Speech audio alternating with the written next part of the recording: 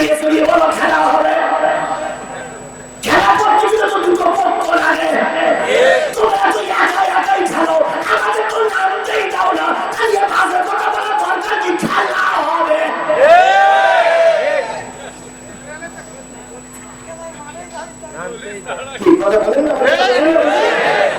খেলা করতে গেলে তো দুটো পক্ষ লাগে। দুটো পক্ষে এক পক্ষে খেলা করবে, খেলা হয়ে যাবে।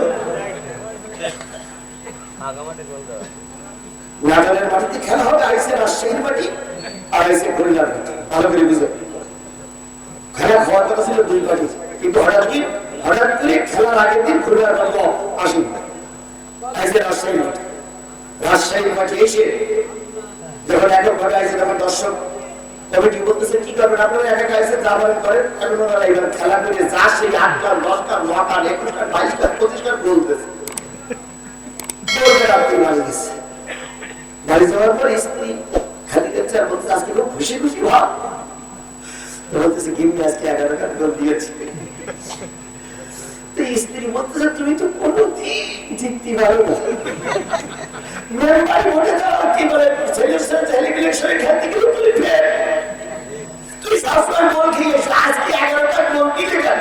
তোমার সঙ্গে যারা খেলতে চাইছিল তারা কি দুর্বল পার্টি?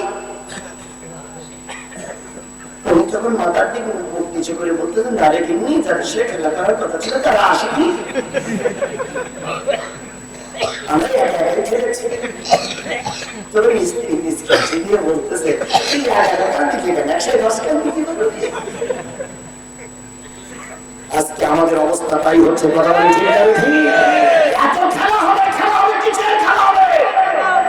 ময়দানে খেলতে দাও, আমাদের জানতে দাও। তারপরে দেখি তুমি কোন মায়ের দুধ খেয়েছো, আমি কোন মায়ের দুধ খেয়েছি। তোমার বাউতে কত জোর আছে, আমার বাউতে কত জোর আছে, তাকে নামতে দাও, তারপরে খেলা হবে।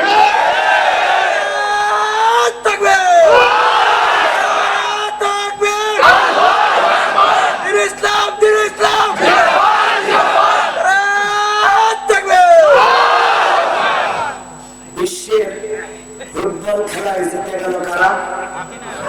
আর্জেন্টিনার সবচেয়ে ভালো খেলোয়াড়ের নাম কি?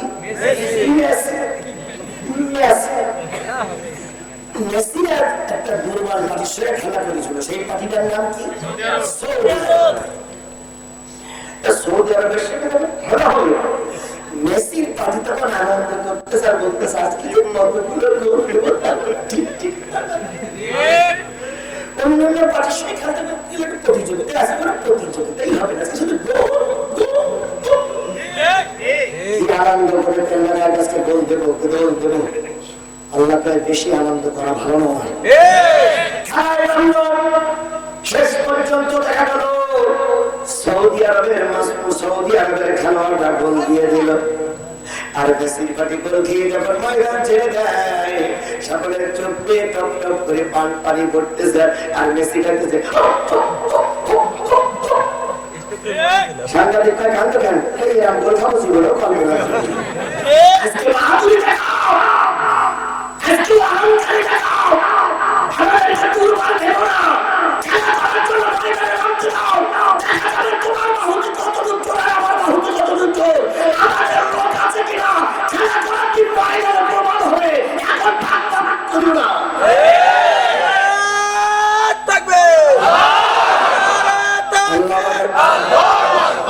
আল্লাহ আমাদের বোঝার তৌফিক দিক। আরো জোরে কিছু লোকের মুখ বলে ইতিমধ্যে কালো হওয়া শুরু করেছে, কোনো কিচ্ছু আসে যাবে না। আপনাদের কাছে বলি, যদি মনে করেন এই কমিটির কাছে বলি, যদি মনে করেন যে জিয়াদের আলোচনা এখানেই শেষ, আলহামদুলিল্লাহ আমি যখন তখন শেষ করবো, কিন্তু আমার গতিতে চলবে। আমাকে আপনারা জেনে বুঝে নিয়ে এসে এখন মুখ চালু করলে হবে না তো ভাই।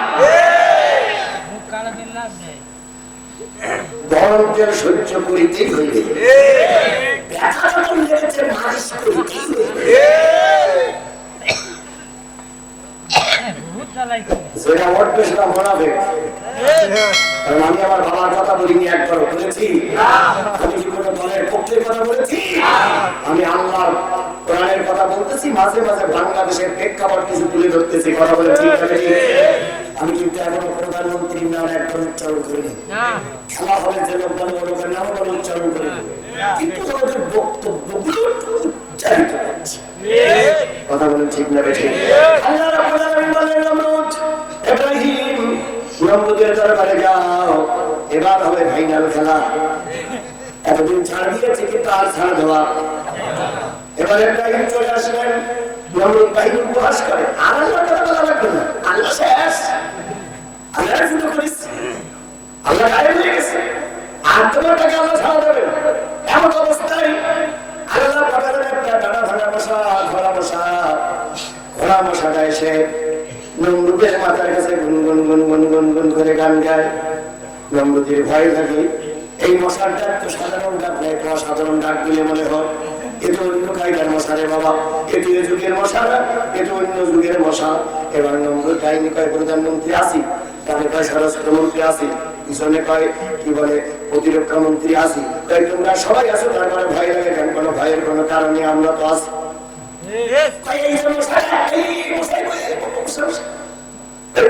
এই মশাটা গুনগুন আওয়াজ আমার ভয় লাগতেছে।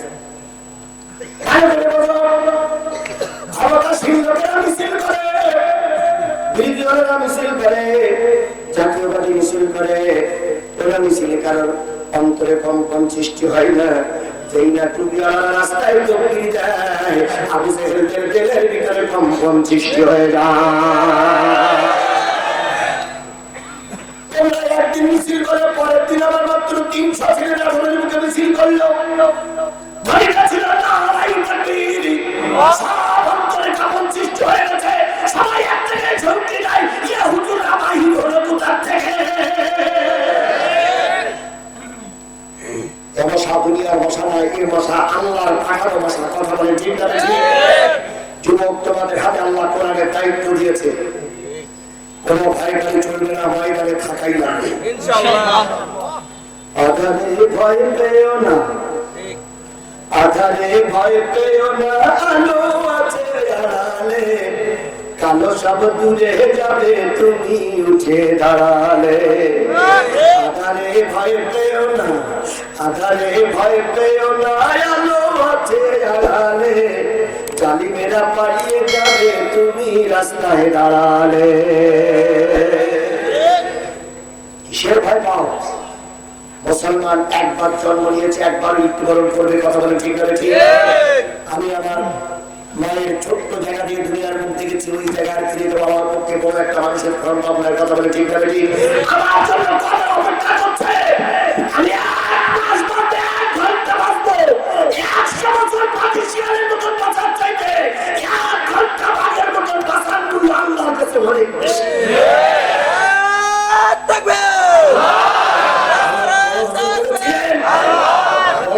বলেছিলেন বাঘের বাচ্চার মতন 1 ঘন্টা বাঁচতে চাই, পাখি শিয়ালের মতন 1000 বছর বেঁচে আপনার। বলুন তার সম্মান কমেছে না বেড়েছে? কমেছে না বেড়েছে? আমি কোরআন শরীফ মাথায় করিনি, আপনাদের কাছে চ্যালেঞ্জ করি, যারা তার গালাগালি দেন, যারা তার তিরস্কার করেন, রাজাকার বলে গালাগালি দেন, ধর্ষণ মামলায় গিয়ে তাকে ধর্ষক বলে গালিগালা দেন, আমি আপনাদের 2 পায়ে ধরে, একজন আলেমের পায়ে ধরে অনুরোধ করছি, আপনারা সব নেতা একজোট হন। সরকার বিরোধী দল পক্ষে মরা চিন্তা সব একজোট হন, একজোট হয়ে একটা সমাবেশ করেন, আর বড় হুজুরকে প্যারোলে 3 দিনের জন্য মুক্তি দেন মাত্র, দিয়ে একটা সমাবেশ করার অধিকার দেন। দেখেন আপনাদের সমাবেশে কতটা লোক হয়, আর তার সমাবেশে কয় গুণ বেশি লোক।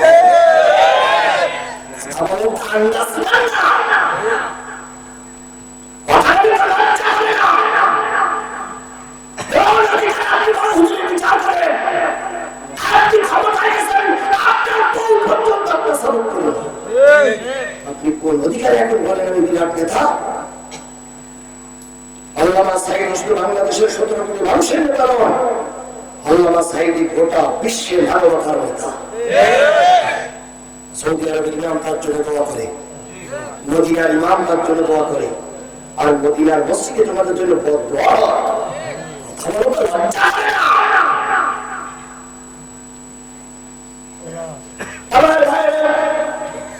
মনে আছে তো খোলা মশা গুনগুন করতেছে? মনে আছে তো?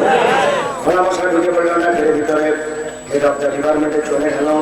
এবার মশাই এবার যখন দেওয়াল বেঁধে চলে গেল, আল্লাহ বললেন মশাই অনেক জ্বালান জ্বালাইছে, নেতা চুপ করে বসে থাকলে হবে না, কামড় শুরু কর।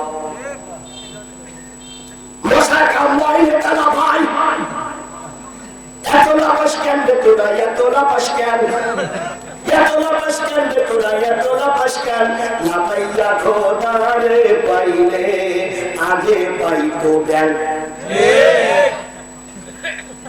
লাপাইয়ে সোর দুই এক জায়গায় আমরা বাপরে বাপ মিছিল করতে করতে বার হয়েছিল, কি হয়েছে এসে গেছে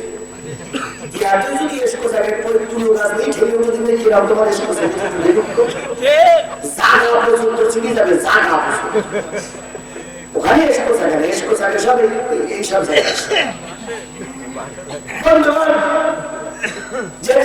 ছিলাম একসঙ্গে হলো কি করলে না বলে বন্ধ হবে, নেতার মাথায় কিল মারো, নেতার মাথায় কিল মানে কামড় বন্ধ হয়, আবার কিল মানে কামড় বন্ধ হয়, এভাবে করতে করতে কামড় হয়ে গেছে, আবার নেতায় কিল খেয়েও কাম নাই, কিল খাওয়ার পরেও কাম নাই। জনগণ বলিল কি করিতে হইবে, কি করিতে হইবে, এবার সবাই মিলে বলে জুতোর বাড়ি বাড়িতে হইবে, জুতোর বাড়ি বাড়িতে হইবে, নেতার মাথায় এখন জুতোর বাড়ি। একসময় ছিল গোটা বিশ্বের নেতা, পৃথিবীতে চারজন লোক কিন্তু গোটা বিশ্ব শাসন করেছে, তার ভিতরে দুইজন কাফের আর দুইজন মুসলমান। যে দুইজন কাফের গোটা বিশ্ব শাসন করেছিল, সেই দুইজন কাফের ভিতরে একজন ছিল নমরুদ, আর একজনের নাম কি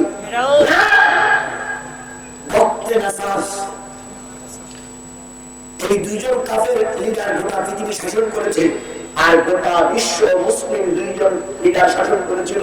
একজনের নাম হচ্ছে হযরত সুলাইমান পয়গম্বর, আর একজনের নাম কি ওমর জুলকারনাইন। তোমরা যেটা বলছো আঞ্চলিক নেতা, আর এগুলো গোটা বিশ্ব যারা সফর করেছে, গোটা বিশ্ব শাসন করেছে, তার ভিতরে একজন হচ্ছে সুলাইমান পয়গম্বর, আর একজনের নাম কি জুলকারনাইন। দুইজন কাফের, একজন হচ্ছে নমরুদ আর একজন হলো বক্তে নাসার। এই নমরুদ গোটা বিশ্বের নেতা, কামড় খেয়ে জনগণ এবার জুতোর বাড়ি কাটতে শুরু করলো। কিছুদিন পরে জুতোর বাড়িও হয়ে গেল, কি করিতে হইবে, কি করিতে হইবে, বাসার লাঠির বাড়ি দিতে হইবে। এক পর্যায়ে এক লোকের সঙ্গে ছিল রাগারাগি, ওই লোক এসে বেঁধেছে জোরে একবারই, মাথা নষ্ট হয়ে গেল, নেতা কুটো কাজ হয়ে পড়ে গেল, ঘোড়া বসা চলে গেল, নেতার কিভাবে সময় শেষ হয়ে গেল। তাহলে বোঝা গেল ইব্রাহিমের সঙ্গে শত্রুতা করলে, ইব্রাহিমের আল্লাহর সঙ্গে শত্রুতা করলে প্রথম মাথায় উঠতে কি, তারপর উঠতে কি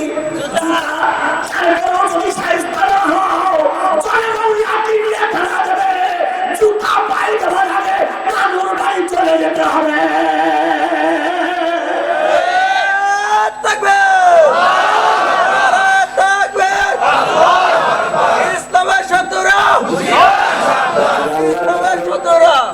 আল্লাহ শত্রু তখন ছিল, এখনো আছে। গেল 2 নম্বর। 3 নম্বর আমি আপনাদের সামনে তেলাওয়াত করেছি সূরা আহজাব। কোন সূরা? যদি মনে করেন হুজুর অবস্থা খারাপ, আহজাবের এই আয়াতের আলোচনাগুলো আমাদের নাটকে আপনি করবেন না। যদি আপনি মনে করেন এটা অসুবিধা, তাহলে এই কোরআন শরীফ থেকে ডিলেট দিয়ে কেটে আয়াতগুলো উঠাইয়ে দেন।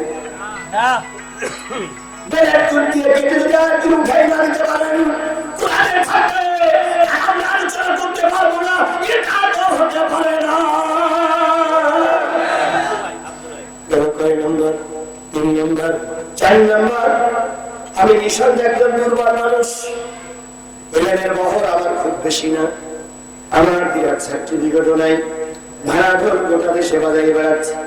বাংলাদেশে ইতিমধ্যে সব জেলা সফর করা হয়ে গেছে, বাকি আছে একটু রাজশাহী হলো, চাঁপাইনবাবগঞ্জ 5 তারিখ 6 তারিখ 2 দিন চাঁপাইনবাবগঞ্জে সফর আছে। গত 25-26 সফর করে আসলাম সিলেট, এর আগে কক্সবাজার সফর করেছি, পঞ্চগড়ের একবার বাংলাবন সফর করেছি। গোটা বাংলাদেশ আমি সফর করতেছি, গোটা বাংলাদেশ আমি ভাড়া ঘর নিয়ে বাজাচ্ছি। যদি আমার ভিতরে কোনো ভুল পান, আলেমেরা ভুল ধরবেন,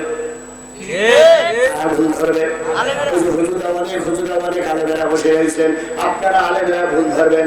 কিন্তু আমার সমাজে এখন আলেমরা আলেমের ভুল ধরে না, এখন ভুল ধরে বেড়াচ্ছে তারাই যারা আজকে এশার নামাজ পড়ে নাই।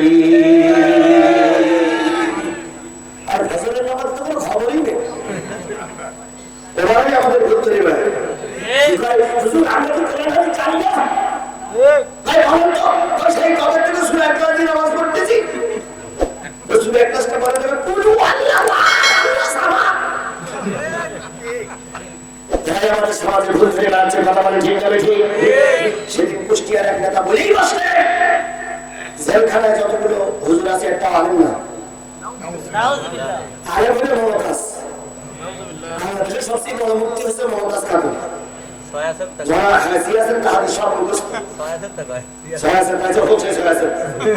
আর আমাদের দেশের আরেকজন কিসের আছে, উনি প্রায় বলে থাকে আমি কি কোরআন হাদিস জানি না, আমরা কি তাহাজ্জুদ করি না, আমরা কি পাঁচ ওয়াক্ত নামাজ পড়ি না, কোরআন শরীফ তিলাওয়াত করে কাজ শুরু করি, আমিও কোরআন বলতে পারি, লাকুম দীনুকুম ওয়ালিয়া দীন, বুখারী হাদিস।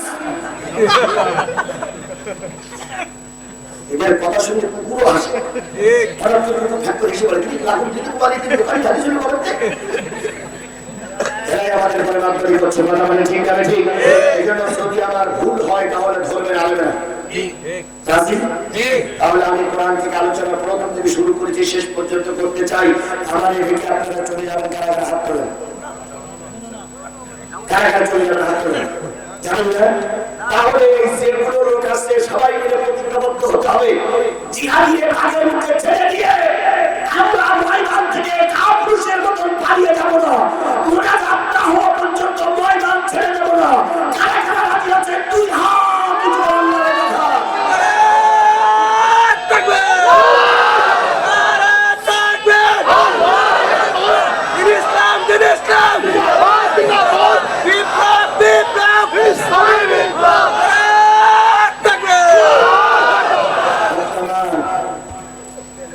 আপনার পাশে হাত উঁচু করিনি কেনা সেই লোকটা হাত তুলে দেন, ফাঁকি দেবে।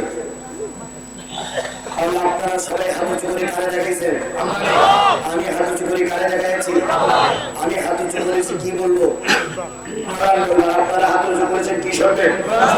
যদি আমার মোনাজাতের আগে, যদি আমার মোনাজাতের আগে, যদি আমার মোনাজাতের আগে আপনি চলে যান, তাহলে আমাদের খেলাপ করলে তারা কি বলে ময়কার দন্তনেকার ফরিকার ক নম্বর 1 যা সবাই কারা কারা যাবেন যান। আল্লাহ কাছে না সব করছে।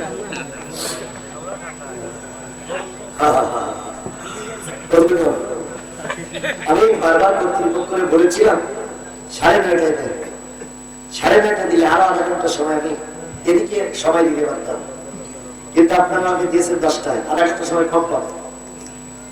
কারণ আমি বলি আমাকে আপনারা দাওয়াত করেছেন আজকে কত তারিখ? 30 তারিখ। 30 তারিখ আমি 30 তারিখে বাস করবো না।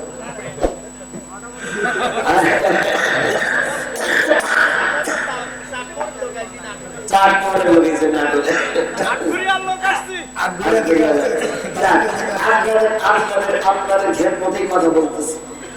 আমার আজকে যে অবস্থা, শরীরের যে অবস্থা আপনারা বুঝতে পারছেন, কষ্ট হচ্ছে, তারপরে কথা বলছি যেহেতু আপনারা অনেক দূরের থেকে লোক এসেছে। আমি যেভাবে কথা বলি সেভাবে কথা বলতে পারছি না, কারণ আমি যে পুকুর করে যাচ্ছি সে আমাকে নিচে নামা দিচ্ছে। তারপরে ইনশাআল্লাহ আমি আপনাদের ঠকাবো না, হৃদয়ের কান দিয়ে শোনার জন্য চেষ্টা করুন। আমি আপনাদের সামনে তেলাওয়াত করেছি সূরা আহজাব। কোন সূরা? আহজাব। জোরে বলেন কোন সূরা? আহজাব থেকে তেলাওয়াত করেছি। আহজাব শব্দের অর্থ হচ্ছে, আহজাব শব্দের অর্থ হচ্ছে শত্রু বাহিনী। এক এক করে শুরু করি। আহজাব শব্দের অর্থ কি? মুসলমান কথা বলে আহজাব শব্দের অর্থ কি? সূরাটার ৭৩ আয়াত, ৯টি রুকু। মদিনায় অবতীর্ণ সূরা সমূহের ভিতরে একটা অন্যতম সূরা। ৭৩টা আয়াতের ভিতরে তেলাওয়াতকৃত আয়াত হচ্ছে ৬৬, ৬৭, ৬৮, ৬৯, ৭০, ৫টা আয়াত। এই ৫টা আয়াতের উপর ভিত্তি করে নির্ধারিত সময়ের ভিতরে আমি শেষ করবো ইনশাআল্লাহ। ইনশাআল্লাহ। আহজাব শব্দের অর্থ কি? আহজাব শব্দের অর্থ হচ্ছে খাল খনন, পরীক্ষা খনন। আহজাব শব্দের অর্থ হচ্ছে পরীক্ষা খনন, খাল খনন, তারপরে শত্রু বাহিনী, এই অনেকগুলো নাম। এইটা হলো মুসলমান আর কাফেরদের ভিতরে তৃতীয় যুদ্ধ। কত যুদ্ধ?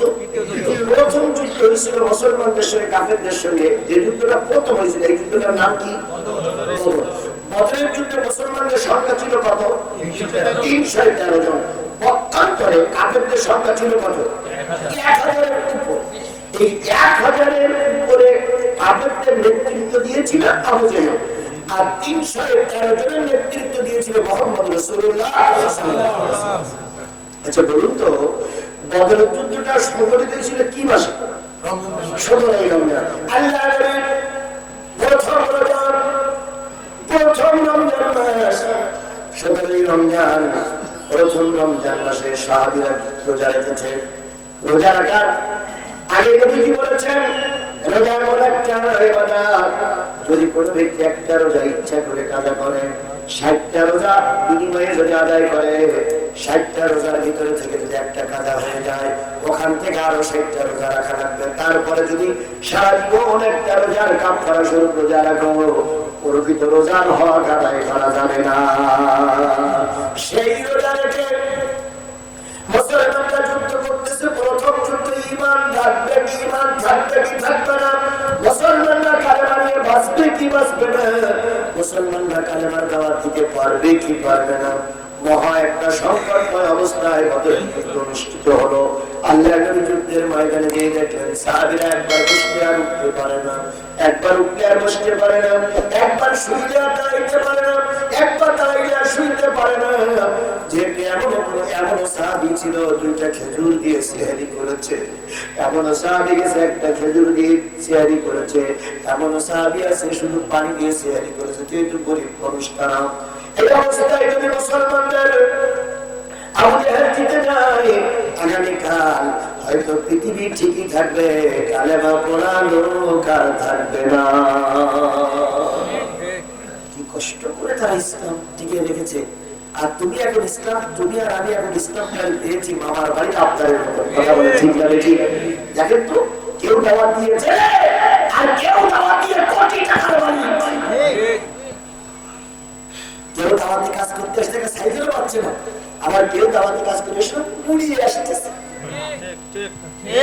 তোমার দাওয়াত আমার দাওয়াত, তোমার দাওয়াত আমার দাওয়াত, নেই দাওয়াত মিন, তোমার কিতাব আমার কিতাব নেই আবার আমি,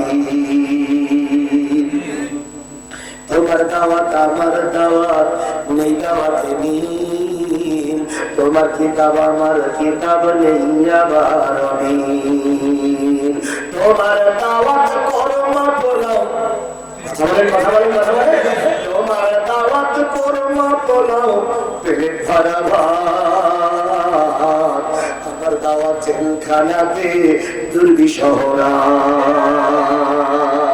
তোমার দাওয়াত আমার দাওয়াত, নেই দাওয়াত মিল, তোমার কিতাব আমার কিতাব নেই আবার আমি। কি কষ্ট করে ইসলাম প্রতিষ্ঠিত হয়েছে, আর তুমি আর আমি খাচ্ছি আর উনি শুধু লকাচ্ছি। যতই লকাও, হক কথা তোমাকে বলতেই হবে। আফজালুল জিহাদ কালিমাতুল হক ইনদা সুলতান জাহির, সবচেয়ে বড় জিহাদ জালেম সরকারের সামনে সত্য কথা বলা। এর চাইতে বড় জিহাদ আর পৃথিবীতে কিছু থাকতে পারে না। এখন জুলুম শুরু হয়েছে বলে তুমি চুপ করে ঘাট করে বসে আছো। দেখবেন একটু সুযোগ পাইলেই এদের জ্বালায় আমরা সাজ পাবো। আমরা ছিলাম কোন জায়গায় ছিলে, তাই ঢাকাতেই ছিলাম, কিন্তু মাঝে মাঝে একটু গোপনে যেতাম। এক মাঝে মানে হুজুরের জিজ্ঞাসা ধরুন, ওই মসজিদে হুজুর জেল কাটলে আপনার তো কিছু হইল না? হুজুর তখন বলতে আমি একটু দৃষ্টি করে চলি, এই জন্য আমার কিছু হয় না।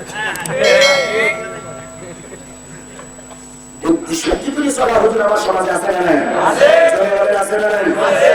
বছর আগে বাপন বাপন করতে, এখন সে বাপন গেল করি। তোমরা বসন্তের কোকিলের মতন ডাক দাও, এতদিন পর্যন্ত লিয়াজ হয় না, এতদিন পর্যন্ত কম্প্রোমাইজ হয় না। ঠিক নির্বাচনের সময় আমাদের দেশের একটু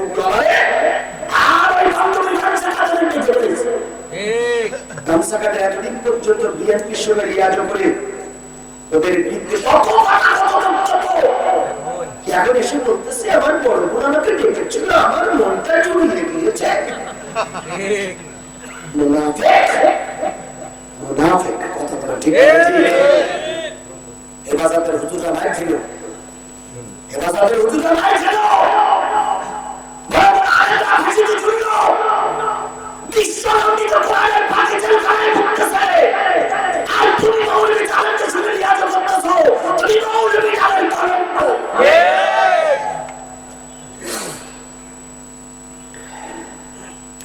এই কথাগুলো বললে এখানে কিছু লোক আমার শত্রু হতে পারে কিচ্ছু যায় আসে না আপনাদের আশীর্বাদ তোমার কিচ্ছু হবে না আমার জীবনে এমন কোন ঘাত প্রতিঘাত নেই যা আমি পার করি জেলখানা অনেকবার দেখা রিমান্ড ও লাইনে পড়িয়েছে চোখ পাতা হাত পাতা গুলি করা ও লাইন থেকে বেরিয়ে এসছে আল্লাহ হেফাজত করেছে ভয় দেখাবো অন্য লোকের ভয় দেখাও ভয় দেখাবো অন্য লোকের ভয় দেখাও জিহাদিকে ভয় দেখাতে শোনা 5 দিন তোমরা আমার চোখ বেঁধে রেখেছিলে আমার বুকি আমার পিঠে তোমরা বন্দুকের নল ঠেকাইছিলে জয়া গেল টেনেছিলে কিন্তু মালিকের আদেশ হয়নি তাই গুলি বাহির হয়নি ভয় দেখাইও না মুসলমান একবার মৃত্যুবরণ করে একবার জন্ম নেয় কথা বলেন ঠিক না ঠিক আমিও মায়ের পেট থেকে একবার এসেছি একবারই বিদায় নেবো তবু যতদিন বেঁচে আছি জালেমের কাছে মাথা নত করা হবে না হবে না হবে না হবে না করতে পারবে না শেষ পর্যন্ত কি হবে মুসলমান কথা বলেন কি হবে মৃত্যু হলো অন্তত নাটকের মানুষগুলো বলবে না লোকটা ভালো ছিল একটা মুনাফিক মারা যাক সবাই বলবে যে মুনাফিকটা মারা গেছে আমার ভাইরা আল্লাহ নবী চিন্তা করলেন এই যুদ্ধে মনে আছে কোন যুদ্ধ বলেন তো বদরের যুদ্ধে এই যুদ্ধে যদি মুসলমানরা হেরে যায় কালকে কালেমা পড়ানো গায়ে থাকবে না চন্দ্র সূর্য থাকবে আকাল পাতাল থাকবে এরপরে একদিন থাকবে সূর্য থাকবে চন্দ্র থাকবে কিন্তু কালেমা পড়ানো থাকবে না 3 মন খারাপ করে চলে গেলেন ঘরের ভিতরে যাওয়ার পরে আয়েশা বলেন ইয়া রাসূলুল্লাহ মন খারাপ কেন নবীজি বলেন আজকের যুদ্ধে পরে আমরা হেরে যাচ্ছি কেন ওই রোজা রেখে সবাই যুদ্ধ করতেছে এই জন্য সবাই কষ্ট পাচ্ছে আল্লাহর নির্দেশ কি আল্লাহ বলে আয়েশা আল্লাহ নির্দেশ করেছে রোজা ভেঙে ফেলো আজকের যুদ্ধে আগে টিকে থাকো কালকে রোজা রেখো আপনি যেই হজ করেন আল্লাহ নবী হজ করলেন তোমরা রোজা ভেঙে যুদ্ধ করো আগে দিন তারপরে রোজা আগে দিন কায়েম করো তারপরে নামাজের দাওয়াত দাও যে দেশে দিন কায়েম নাই সে দেশে মসজিদ থাকবে মুসল্লি থাকবে না মডেল মসজিদ বানাচ্ছেন আর বড় বড় আলেমগুলো জেলখানে ঘুরে রাখতেছেন কথা বলেন ঠিক ভাবে ঠিক মসজিদে কিছুদিন পরে গরু ছাগল ঢুকবে বিরাট বিরাট স্কুল করতেছেন আর স্কুলে বাচ্চাদের শেখাচ্ছেন আমরা সব আলাদা থেকে তৈরি কিছুদিন পরে শুধু শিক্ষক থাকবে আর টেবিল চেয়ার থাকবে ছাত্র ঢুকি পাবেন না কারণ আমি আমার ছাত্র স্কুলে পড়াবো না কারণ আমি আমার টার্গেট নিয়ে যাওয়ার পরবর্তী প্রজন্ম যারা আছে ওই মাদ্রাসায় পড়বো যে মাদ্রাসায় অন্ত দিয়ে মানবের শিক্ষা দেয় অন্তত মনে করতেছো যে এই করে আমার দেশে ওই রকম অবস্থা নেবার না বরং তোমরা তোমাদের সমাজে তোমরাই পড়া আমার দেশের শিক্ষার যদি উল্টোপাল্টা হয়ে থাকে পরিবর্তন যদি না করো ওই শিক্ষার বিতরণ করে ওই স্কুলে আমাদের সন্তান পড়বে না মাননীয় প্রধানমন্ত্রী এখনো কেন এই অপদার্থ শিক্ষামন্ত্রী এখনো কেন পাওয়া লেগেছে শিক্ষামন্ত্রী নামের কলঙ্ক আমার দেশে কিছু নিয়ম আছে যে জীবনে কোনোদিন কৃষি কাজ করেনি সেগুলো কৃষি মন্ত্রী যে জীবনে কোনোদিন মেডিকেল সায়েন্স করেনি সেই হয় কি মন্ত্রী স্বাস্থ্যমন্ত্রী যে কোনোদিন সেনাবাহিনী চাকরি করেনি সেই হয় প্রতিরক্ষা মন্ত্রী যে কমান্ডার স্কুলে যায়নি সেই থেকে মাস্টার কথা বলেন ঠিক না ঠিক এরা কি পড়াবে প্রধানমন্ত্রী আপনার সঙ্গে আমাদের নিবেদন যখন একটা বই বাজারে আসে তখন মন্ত্রী পরিষদ আপনাকে পড়ি শোনায় পড়ি শোনানোর পর বইটা আপনি উন্মোচন করেন তারপরে এই বইটা বাজারে গ্রহণ করা হয় আপনার সামনে যখন এই বানরের মতো পড়ানো হলো আপনি যদি দেখে সিগনেচার করে থাকেন তাহলে ভুল ভালোর জন্য আপনিও দায়ী আর যদি অজান্তে করে থাকেন আপনি শিক্ষামন্ত্রীরে বাধ্যতামূলক অবসরে বানান সচিবকে শাস্তি দেন আর এরা আপনার সম্মানের বিঘ্ন ঘটাচ্ছে এরাই। কথা বলেন ঠিক না ঠিক? আল্লাহ আমাদের বোঝার তৌফিক দিক, সকলে বলেন আমিন। আমার বন্ধুরা, আমাদের যুদ্ধে হযরত আয়েশা পরামর্শ দিলেন, ইয়া রাসূলুল্লাহ, আপনি শুধু ইফতারের নামাজ পড়লে হবে না, আপনার ইফতার করা লাগবে। কিভাবে ইফতার করতে হবে? ওই সবার সামনে বড় একটা টিলার পরে দাঁড়ান, টিলার পরে দাঁড়িয়ে আপনি ইফতার করেন, আর বলেন রোজা ভাঙো। আপনার ইফতার করতে দেখে সব সাহাবীরা রোজা ভেঙে ফেলবে। আল্লাহ রাসূলের আয়েশার বর্ণনা অনুসারে আল্লাহ রাসূল ইফতার করলেন। ওই যুদ্ধে আল্লাহ পাক মুসলমানদের বিজয় দিয়ে দিল। রোজার অবশ্যই দরকার, কিন্তু রোজা চাইতে দিন কায়েমের প্রয়োজন আল্লাহর কাছে বেশি। মুসলমান দেশে কাফেরদের একটা যুদ্ধ হলো পরবর্তী বছরে 17ই শাওয়াল। সেই যুদ্ধটার নাম হলো উহুদের যুদ্ধ। উহুদের যুদ্ধে মুসলমানদের সংখ্যা ছিল কত? 1000-এর উপরে। 1000। কাফেরদের সংখ্যা ছিল কত? 3000। আল্লাহ রাসূল যুদ্ধে যাবেন, দারুণ একটা শক্তি সঞ্চার হয়েছে। মুসলমান গতবারের চেয়ে আরো 700 গুণ বেড়ে গেছে। এবার আমরা তাকবীর ধরে দেব, বাতিলেরা সব পালিয়ে যাবে, ময়দানের বাতিলেরা টিকতে পারবে না। ঠিক সেই সময় এক মৌলবী মাথা উঁচু করে দাঁড়িয়ে ফতোয়া দেওয়া শুরু করলো, এবারের যুদ্ধ গেলে মুসলমানরা কিন্তু কচু কাটা হয়ে যাওয়া, এবারের যুদ্ধ গেলে মুসলমানরা মার খাওয়া, এবার আর যুদ্ধ যাওয়া যাবে না। আবু সুফিয়ানের সব পরিবার নিয়ে উহুদের যুদ্ধে আসতেছে, সব পালিয়ে চলে যাও। এই মৌলবীর বক্তব্য শুনে কয়শো মৌলবী কেটে পড়লো? 300। এবার থাকলো কয়শো? 700। যুদ্ধের বিজয়ের যুদ্ধের বিজয়ের প্রাক্কালে মৌলবীরাই যুগে যুগে ধ্বংস করেছে। আজকে যখন আগামী নির্বাচনে ইসলামপন্থীরা জয় জয় করার অবস্থা হচ্ছে, সেই সময় আমাদের একজন টুপিওয়ালা মুনাফিকরা আমাদের বিরুদ্ধে ফতোয়া দিচ্ছে।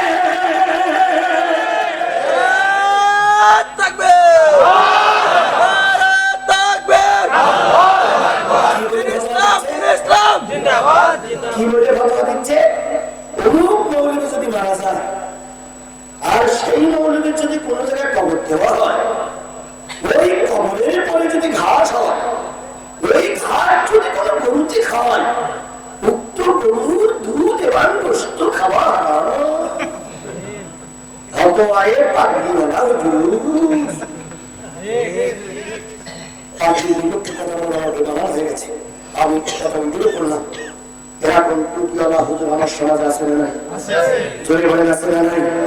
দরকার ছিল বিপদের দিনে সব হুজুররা একজোট হয়ে কাজ করা, কিন্তু আজকে যখন আমরা চরম বিপদে, তখন একদল মৌলবীর বিরুদ্ধে কথা বলছে। আজকে খেয়াল করুন, পাবলিকের ভাইরা কেন আছেন? পাবলিকের ভিতরে একটা ঐক্য ছিল। পাবলিকের বিশ্ব ইস্তেমা যখন হতো, গোটা বিশ্ব টাকায় থাকতো। বিশ্ব ইস্তেমায় লক্ষ লক্ষ মানুষ সূক্ষ্ম পরিকল্পনা করে, খুব সুদক্ষ ব্রেন খাটিয়ে পাবলিককে দুই ভাগ করা হয়েছে। মূল কারণ হলো মুসলমানরা যেন ঐক্য হতে না পারে। কথা বলেন ঠিক না ঠিক? বাংলাদেশ খেলাফত মজলিস, খেলাফত আন্দোলন, দুই খেলাফত, দুই বটগাছ কিন্তু এক ছিল। এই দুই বটগাছ হাফিজুল মারা যাওয়ার পরে আমি যখন কৌমি মাধ্যমে পড়াশোনা করতাম, তখন কিন্তু আমি হাফিজ চৌধুরীর খেদমত করেছি। হাফিজুল আমার একজন অভিমানক ছিলেন। বটগাছ একসময় এরশাদের বিরুদ্ধে ভোট করে সেকেন্ড পজিশনে আসছিল। এই বটগাছের পজিশন কিন্তু গোটা বাংলাদেশে একটা ভালো অবস্থান ছিল। উনি মারা যাওয়ার পরে এই বটগাছকে দুই ভাগ করে এই বটগাছ ধ্বংস করা হয়েছে। কথা বলেন ঠিক না ঠিক? আজকে আরো অনেক হুজুর আছে, তাদের নাম আমি বলবো না, বলে অনেকে হয়তো মাইন্ড করবেন। এইভাবে করে ভাগ করতে করতে করতে করতে করতে করতে আমাদের সর্বনাশ করতেছে। একটা দলের নেতা কর্মীরা ফাঁসিতে, একটা দলের নেতা কর্মীরা চলে, একটা দলের নেতা কর্মীরা হাজার হাজার লক্ষ লক্ষ বাংলা নিয়ে ঘুরতেছে, কিন্তু এখনো পর্যন্ত এই নেতা কর্মীদের ভাগ করা যায়নি। যতই ষড়যন্ত্র করো, ইসলামের পক্ষের সৈনিকরা তোমাদের বেড়া জালে ভাগ দেবে না, দেবে না, দেবে না।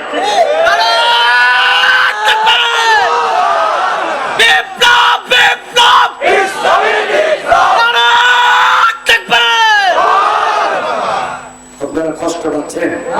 চলবে চলবে চলবে, কেউ যেন ওঠে না। একজন লোক উঠে গেলে আমার বাপির কোনো ক্ষতি হয় না, কিন্তু যে লোক ওঠে ক্ষতিটা তারই হয়। দয়া করে উঠবেন না। আল্লাহ আপনাকে আমাকে কবুল করুক। যারা পুরো রাস্তায় দাঁড়িয়ে আছে, নিশ্চয়ই ওই লোকদের পকেটে ইট আছে। ওরা চিন্তা করি হুজুর যেই রাত মঞ্চের নামে ইট ফেলে মেরে মারবো। ও চিন্তা ভাবনা করে কোনো লাভ নেই। ইট মারবো আমার গায়ে, লাগবে আমার কাছে। আল্লাহ হেফাজত করুন সকলে বলে আমিন। অহদের যুদ্ধে মার খেল হুজুরদের কারণে। এবার তৃতীয় যে যুদ্ধ, সেই যুদ্ধের নাম হলো আযাব। সেই যুদ্ধের নাম কি? আযাব, খালখনন পরীক্ষা। এই যুদ্ধে কি বলে, এই যুদ্ধের নামে একটা সূরা নাযিল হলো। এর আয়াত সংখ্যা হলো 73, রুকু সংখ্যা 9। 73 আয়াতের ভিতর থেকে আমি আপনাদের সামনে তেলাওয়াত করেছি 66 আয়াত বলতেছে আল্লাহ, ইয়াউমা তুকাল্লাবু ওজুহুহুম ফিন-নার ইয়াকুলুনা ইয়া লাইতানা আতা'না আল্লাহ ওয়া আতা'না রাসূলা। সেদিনের কথা মনে করো, সেদিনের কথা স্মরণ করো।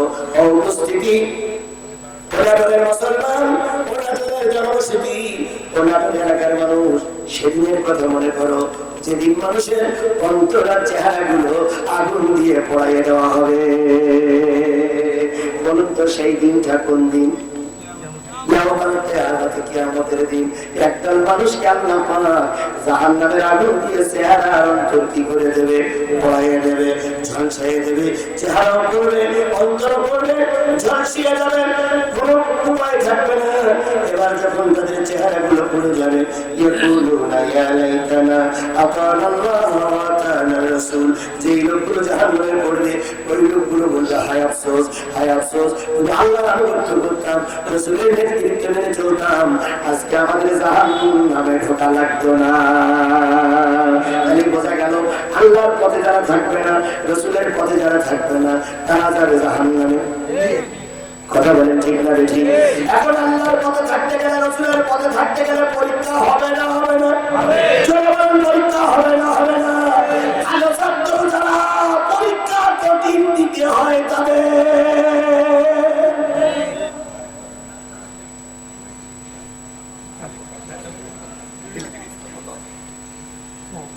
আমার সমাজে দেখা যায়, আমার সমাজে দেখা যায়, আমার সমাজে দেখা যায় এমন ছাত্র আছে পরীক্ষা ছাড়াই পাস। এটা কি পাস? Auto pass. অটোবার যারা দেখছে তারা হলো অটো পাস নেতা। নেতা অটো পাস, ছাত্র অটো পাস। কথা বলে ঠিক না ঠিক? এই অটো পাস আমরা করতে চাই না, আমরা অবশ্যই পরীক্ষা দিয়ে পাস করতে চাই।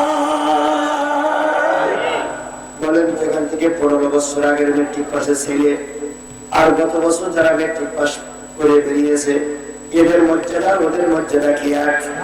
ওরা লেখাপড়া শিখে পরীক্ষা দিয়ে পাস করেছে, আর এরা তো সব অটো পাস। কথা বলেন ঠিক না ঠিক? একটা ইংলিশ ট্রান্সলেট করতে দিলে তারা পারে না, অঙ্ক করতে দিলে বাড়ি থেকে নোট দেখিয়ে এসে দেয়, পরের দিন অঙ্কের উত্তর দেয়। এইভাবে যদি লেখাপড়া হয়, এই ছাত্র দিয়ে যেমন কোনো উপকার হবে না। ও আমার বন্ধু, পরীক্ষা ছাড়া যদি মুসলমান হও, এই মুসলমানের নাম দুনিয়ায় নাই, আখিরাতে নাই।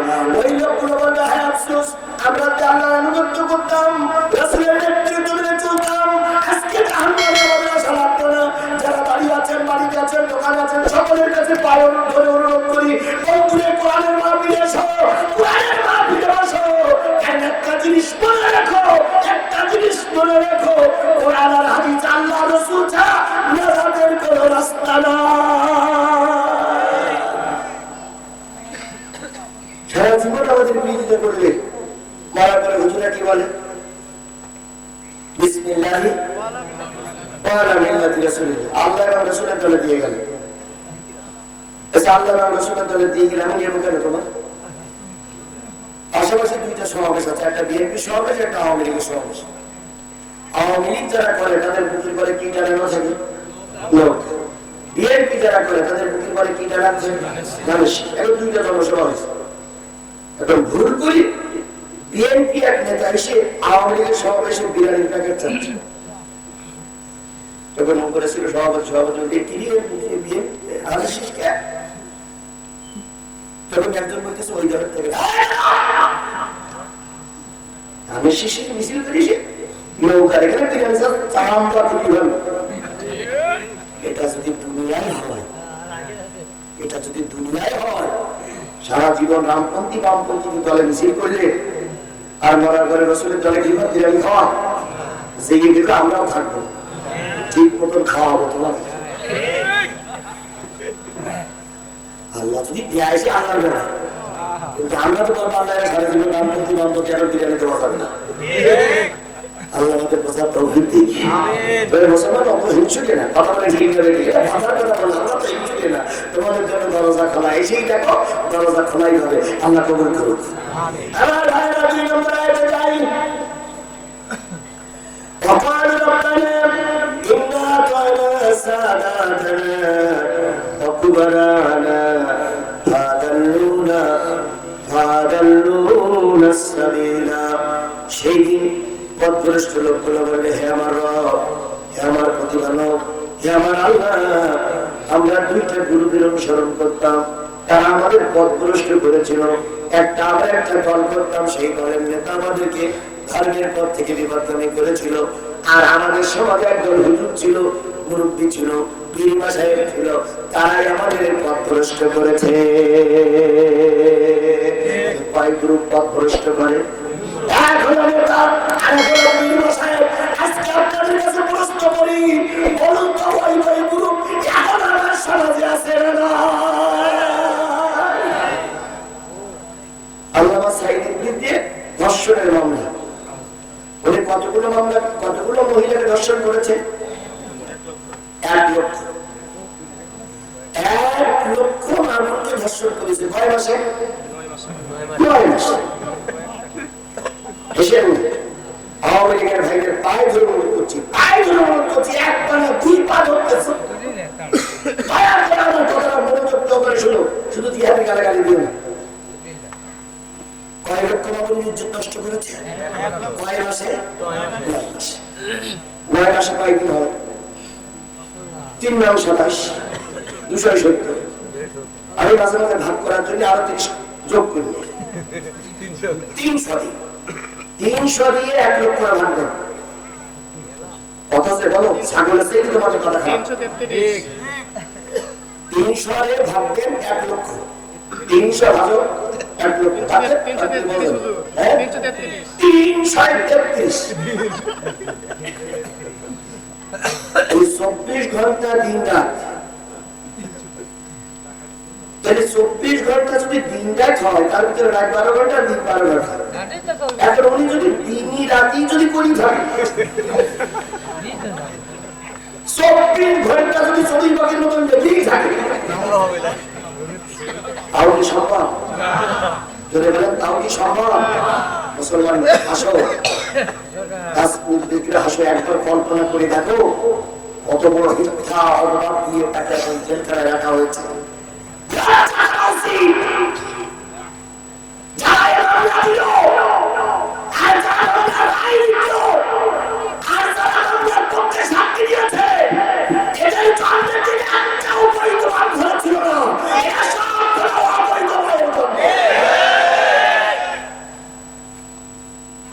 মাথার ভিতরে সামান্য একটু বুদ্ধি থাকলেও, সামান্য একটু আগেও থাকলেও এরকম একটা অপবাদ করে পাগলেও দিতে পারে না। কথা বলে ঠিক আছে?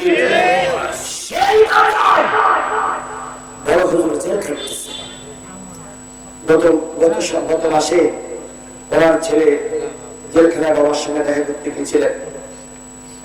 উনি এসে একটা স্টেশন দিয়েছিলেন, আপনারা দেখেছেন। উনি বলেছেন, আব্বা ভেঙে পড়িনি, কিন্তু অনেক বয়স হয়ে গেছে, উঁচু করতে দাঁড়ালে কাঁপে, ঠান্ডায় 2টা কম্বলে রাত যাপন করতে কষ্ট হয়, আপনাদের কাছে দোয়া চেয়েছে।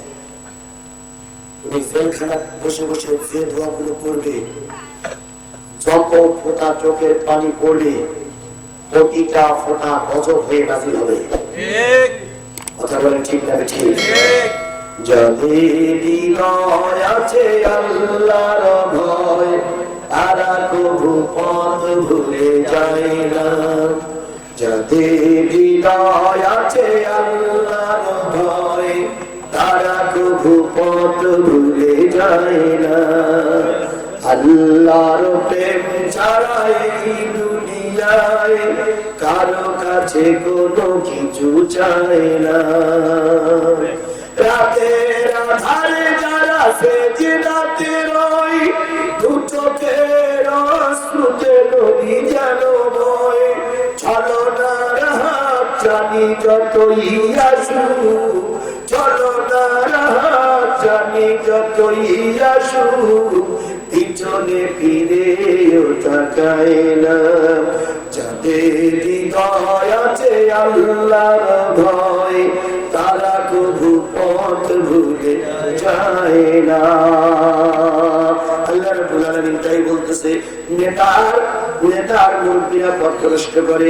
এবার আসল গেল তো নেতারা অন্যায় ভাবে আমাদের জুলুম করতেছে। এইবার মুরব্বী আল্লাহ বলতেছে, ইয়া আইয়ুহাল্লাযীনা আমানু ইন্না কাসীরাম মিনাল আহবারি ওয়ার রুহবান লা ইয়াকুলুনা আমওয়ালান নাসি বিল বাতিল। আমাদের সমাজে একজন হুজুর আছে আর একজন পীর মাশায়েখ আছে। ওরা মানুষের মালগুলো অন্যায় ভাবে খায় আর ওরাই দিন কায়েমের বিরুদ্ধে ফতোয়া দেয়। এবার খেয়াল করুন, বড় হুজুর সর্বপ্রথম যখন জেলে গেল, ওই বড় হুজুরের বিরুদ্ধে যারা মামলা দিয়েছিল তারা একদল টুপিওয়ালা। সেই টুপিওয়ালার নাম কি? তরিকা মাসবান্ডার বাবা ভান্ডারি। ইঞ্জিন ছাড়া চলে না তো রেলগাড়ি, ভান্ডারি ইঞ্জিন ছাড়া চলে না তো রেলগাড়ি। আল্লাহরে ধাক্কা যায় দিয়া আল্লাহ গেছে খালি হইয়া। আছে আছে আছে। শাহ পরান বাবা আমায় পাগল বানাইছে, পাগল বানাইয়া জানি কোথায় লুকাইছে। বাবারে পাইবারে আসে ঘুরতে আছি পথে পথে, না জানি কোন দেশে বাবা লুকাই রয়েছে। পাগল বানাইয়া জানি কোথায় লুকাইছে। এরা হলো মাছ ভান্ডারি। কথা বলেন ঠিক না ঠিক? আমি বলি, ওরে ও ভণ্ড বাবা, ওরে ও খাজা বাবা, রোজ হাসরে দেখবে তোমার কোন বাবা। কোরআনের ধারে ধারে নামাজারেতে গাঁজা খায়, হাদিসের ধারে ধারে নামাজারেতে তামাক খায়। লম্বা লম্বা চুল রেখেছে, শিকল পরা সারা গায়। মোচে ঢেকেছে মুখ, মোচে ঢেকেছে মুখ, চেনা যায় না কি কারবার। ওরে ও ভণ্ড বাবা, ওরে ও খাসা বাবা, হাসরে দেখবে তোমার কোন বাবা। হুজুরাই হুজুরদের সত্যি আল্লাহ বলতেছে, একজন আলেম আর একজন বিশ্বের দিন কায়েমের বিরোধিতা করে, আজও আছে, কিয়ামত পর্যন্ত থাকে। কথা বলেন ঠিক না ঠিক? আমাদের পথ ভ্রষ্ট করেছে। রব্বানা আতিহিম দিফাইনি মিনাল আযাব ওয়ালআনহুম লা'নান কাবীরা। আমাদের রব, আমাদের প্রতিপালক, আমাদের যত আযাব দেবা, যারা আমাদের পথ ভ্রষ্ট করেছে ওদের ডবল আযাব দাও। আমাদের যদি একটা দোজক দাও, নেতারা ডবল দাও। আমাদের যদি একটা দোজক দাও, ওদের 3 ডবল দোজক দাও, ওদের বেশি বেশি দোজক দাও। এই জন্য নেতাদের বিরুদ্ধে কর্মীরা যখন বদদোয়া করবে। এবার আসুন শেষ আয়াতে যাচ্ছে। আল্লাহ বলতেছেন, ইয়া আইয়ুহাল্লাযীনা আমানু লা তাকুনু কাল্লাযীনা আযাউ মূসা। ওহে ঈমানদারেরা, শেষ জামানার ঈমানদারেরা, রাসূলের সাথে সঙ্গে তোমরা যারা আছো, তোমাদেরকে বলি, তোমরা মুসার অনুসারীদের মতন হয়ে যেও না। মুসার অনুসারীরা মুসাকে অনেক অনেক কষ্ট দিয়েছে। মুসার উম্মতেরা মুসাকে অনেক কষ্ট দিয়েছে। মুসার সাথীরা মুসাকে অনেক কষ্ট দিয়েছে। সাহাবীরা প্রশ্ন করেন, ইয়া রাসূলুল্লাহ, মুসার সাথীরা মুসাকে কি কষ্ট দিয়েছিল? আল্লাহ নবী বললেন, ও আমার সাহাবীরা, মুসার সাথীরা মুসার বিরুদ্ধে অনেক অপবাদ দিয়েছিল, অনেক দুর্ঘটনা ঘটাইছিল। একজন ছিল মুসার একান্ত অনুসারী, নাম তার কারুন।